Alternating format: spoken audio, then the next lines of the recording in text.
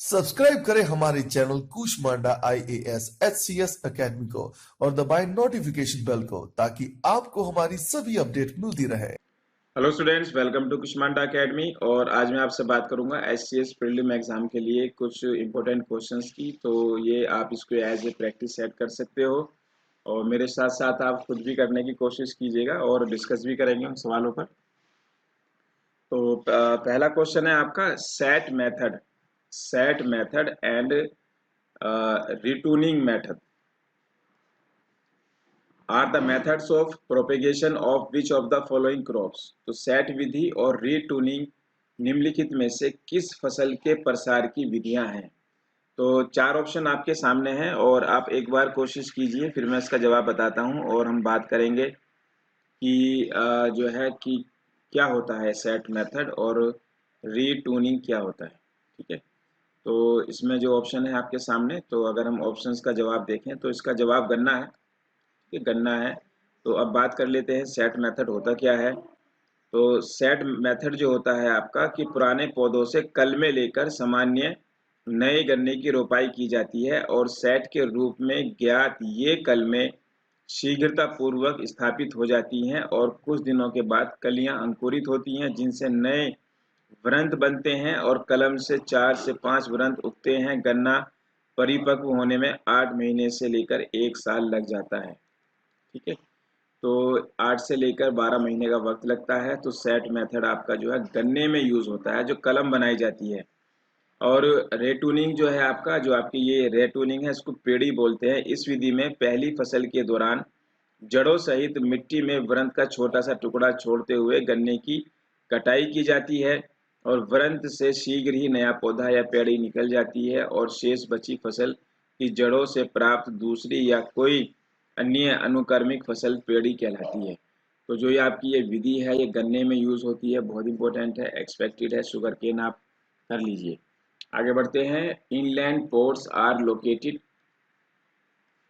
away from the sea coast, are linked to sea through a river or canal.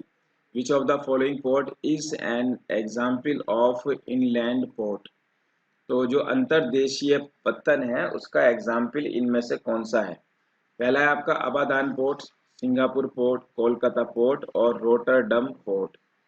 तो चार option है और इन चार ऑप्शन के में से आपने एक जवाब देना है। तो आप मुझे बताइए क्या जवाब हो सकता है इसका। बहुत इंपॉर्टेंट क्वेश्चन है। हाँ बताइए। तो बिल्कुल इसका जवाब है आपका सी। सी क्या है इसका? कैलकटा। तो कैलकटा इसका जवाब है, आप जैसे कि स्क्रीन पे देख पा रहे हो। तो इसे आप सी कर लीजिए। चलिए, तो थोड़ा सा मैं बता देता हूँ इसके बारे में। तो अंतर्देशीय पत्तन समुद्र से दूर स्थित होते हैं। ये नदी या नहर के माध्यम से समुद्र से जुड़े होते हैं। मिसिसिपी नदी पर स्थित मेम्फिस। ठीक है, तो एक है आपका मेम्फिस। ठीक है, मेम्फिस ये आपका मिसिसिपी रिवर के ऊपर है, मिसिसिपी। तो मेम्फिस जर्मनी में राइन पर स्थित मेनहेम। एक है आपका मेनहेम, ये आपका राइन पर है। और डुइसबर्ग और हुगली नदी पर स्थित कोलकाता।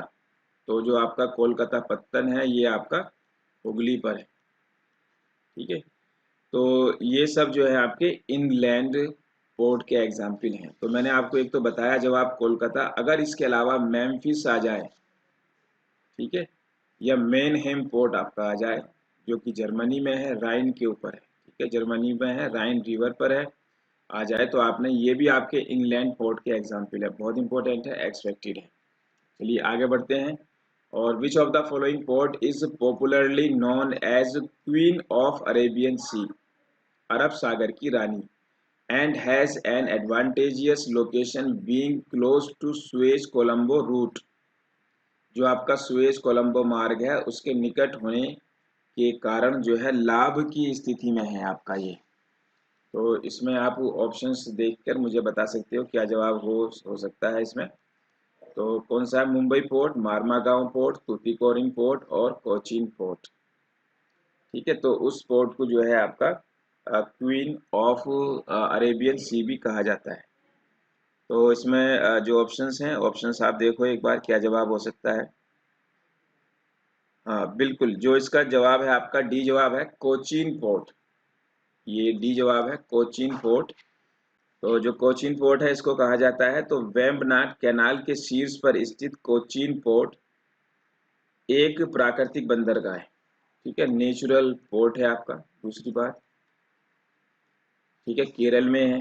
अरेबियन सी की रानी इसको कहा जाता है। सुएज कोलंबो मार्ग के निकट होने के कारण इस पत्तन की अवस्थिति लाभप्रद है। यह पत्तन केरल, दक्षिण कर्नाटक और दक्षिण और पश्चिमी तमिलनाडु की आवश्यकताएं पूरी करता है। तो तीन स्टेट हैं जिनकी आवश्यकताएं पूरी करता है आपका कोचीन पत्तन, तमिलनाडु और कर्नाटक और केरल की। तो वैसे केरल में है आपका, तो इम्पोर्टेंट है, एक्सपेक्टेड है। विच of the following migration streams is most dominant one in India. तो निम्नलिखित में से कौन सा परवसन माइग्रेशन पर्वतीय भारत में सर्वाधिक प्रमुख है। तो चार ऑप्शन है, आसान सवाल है, आप कॉमन सेंस से भी कर सकते हैं, इसके लिए आपने कोई विशेष पढ़ाई की जरूरत नहीं है, थोड़ा सा कॉमन सेंस लगाओगे तो आप कर जाओगे। तो इसमें प्रवास पूछा गया है, तो रूरल से गांव और गांव से शहर और अर्बन से गांव और अर्बन से अर्बन। चार है, बहुत सोच समझ कर आप जवाब देना इसका। तो सबसे ज़्यादा जो माइग्रेशन है वो इंडिया में कौन सा टाइप है, रूरल से अर्बन है, रूरल से रूरल है, या अर्बन से रूरल है। हाँ, तो इसका जो जवाब है आपका वो ए है।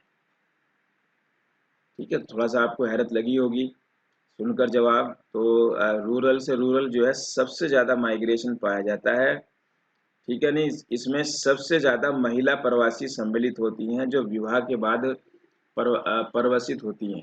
ठीक है, तो महिलाओं का सबसे ज़्यादा कंट्रीब्यूशन है शादी के बाद दूसरे गांवों में जाना। तो ये जो आपका रूरल से रूरल परवर्सन है, माइग्रेशन है, ये इंडिया में ज़्यादा पाया जाता है, तो इम्पोर्टेंट है। उसके बाद एक और सवाल देखते हैं। तो which of the following is not a characteristic feature of plantation agriculture. तो अगला सवाल आपका प्लांटेशन एग्रीकल्चर के ऊपर है, और इसके मैं ऑप्शंस पढ़ देता हूं आपके सामने। तो large estate plantation, single crop specialisation, large capital investment, all of the above are characteristics features of Indian मतलब प्लांटेशन एग्रीकल्चर। तो निम्नलिखित में से कौन सी रोपण कृषि की विशेषता नहीं है, ये सवाल है आपका, और आपने इसका जवाब बताना है। तो इसका जो जवाब है आपका, ये क्वेश्चन है आपका आपके सामने, एक बार सोचिए, मैं भी विचार कर लेता हूँ इसके ऊपर क्या जवाब होना चाहिए।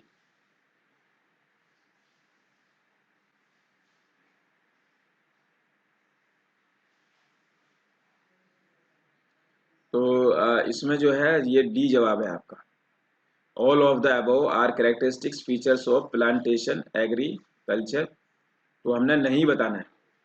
ठीक है, तो जो आपकी बागाती कृषि या रोपण कृषि होती है, तो विशेषतः विशाल स्टेट या बागान, विशाल पूंजी निवेश और प्रबंधकीय तकनीकी कृषि और वैज्ञानिक विधियां, एकल फसल विशेषीकरण, सस्ता श्रम, परिवहन की अच्छी प्रणाली होती है। यह एस्टेट के उत्पादों के निर्यात के लिए कारखानों और बाजारों से संबंधित स्थापित करती है। तो जो है आपका, तो इसमें जो है आपका ये डी जवाब है इसका। नेक्स्ट है आपका, which of the following raw materials used in different industries as a pure raw material which does not lose weight in manufacturing process। विभिन्न उद्योगों में निम्नलिखित में से कौन सा कच्चा माल शुद्ध कच्चा माल है जो विनिर्माण प्रक्रिया में अपना वजन नहीं खोता है। बहुत अच्छा सवाल है, और इसके जवाब जो है देखने की कोशिश कीजिए। आयरन और कोल, कॉटन, और इसके अलावा शुगर केन। तो इसका जो जवाब होना चाहिए, तो इसका जवाब है आपका सी जवाब है इसका, कॉटन। कॉटन जवाब है। कपास शुद्ध कच्चा माल है, यह विनिर्माण की प्रक्रिया में अपना भार नहीं खोता है। लोहा और इस्पात उद्योग में लौह अयस्क और कोयला दोनों ही भार खोने वाले कच्चे माल हैं। चीनी उद्योग भी गन्ना भार खोने वाली फसलें हैं। ठीक है, तो इसका कपास जवाब है। बहुत इंपॉर्टेंट क्वेश्चन है। चलिए अगला क्वेश्चन देखते हैं। एक और सवाल, अरेबिका, आसान सवाल है, आपको पता चल गया होगा पढ़ते ही। Robusta, liberica are the associated with which of the following crops. बताइए, काफी टाइम आपके पास है इसका जवाब देने के लिए, और कुछ लोगों ने बिल्कुल समझ लिया होगा, आसान सवाल है। रोबस्टा, लाइबेरिका, और तो पूछा गया है ये कौन सी फसल है। तो अरेबिका सभी को पता है कि ये कॉफी की फसल होती है, तो अगर आपने ये तो पता है, अरेबिका बहुत कॉमन नाम है, तो ये आपका सी जवाब है, फैक्चुअल है और आसान है। तो जो स्टूडेंट नहीं कर पा रहे हैं वो याद कर लीजिए, और सिंपल था, लिबेरिया रोबस्टा। एक और क्वेश्चन देखते हैं इसके बाद, जो नेक्स्ट क्वेश्चन है आपका, which of the following roads constitute the maximum length of roads in India. इस बार बड़े फैक्चुअल और आसान सवाल हम आपके लिए लेकर आए हैं, और लेकिन वही है कि आसान सवाल भी हमें सही करने आने चाहिए। तो which of the following roads constitute the maximum length, तो निम्नलिखित में से सड़कों में से कौन भारत में सड़कों की सर्वाधिक लंबाई को समाविष्ट करता है। National highways, state highways, district highway roads और आपके रूरल रोड्स। तो इसका जो जवाब होना चाहिए, तो थोड़ा सा कॉमन सेंस भी लगाओगे तो भी आपका जवाब निकल आएगा। बहुत धैर्य से जवाब देना है, बहुत ही होशमंदी से आपने देना है, ठीक है ना, सोच समझ कर जवाब देना है।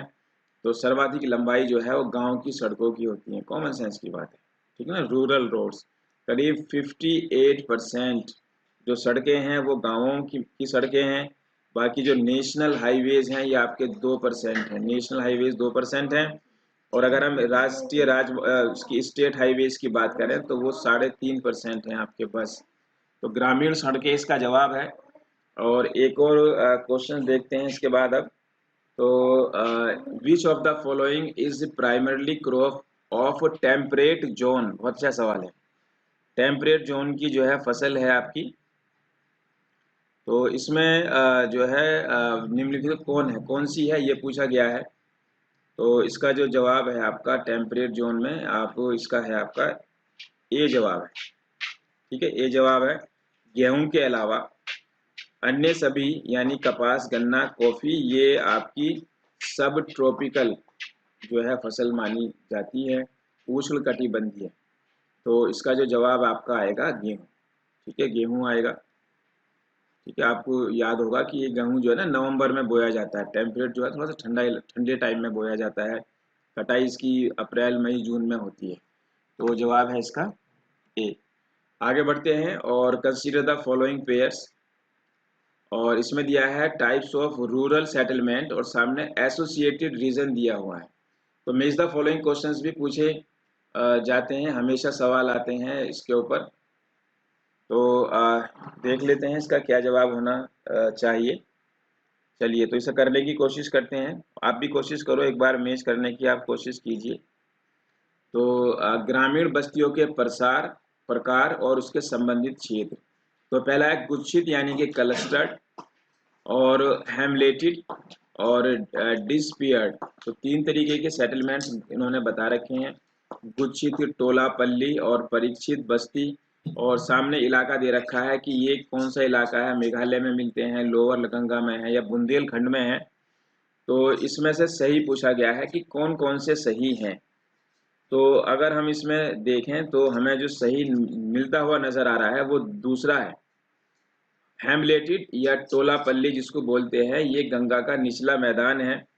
बाकी जो आपका ये गुच्छित वाला है, जो गुच्छित वाला है ये मैच होता है आपका बुंदेलखंड से, ठीक है, तो बुंदेलखंड से मिलता है। और इसके अलावा जो ये आपका तीसरा वाला है ये पहले से मिलता है, तो ये आपका मैच है। तो इस तरीके के सवाल पूछ रखे हैं।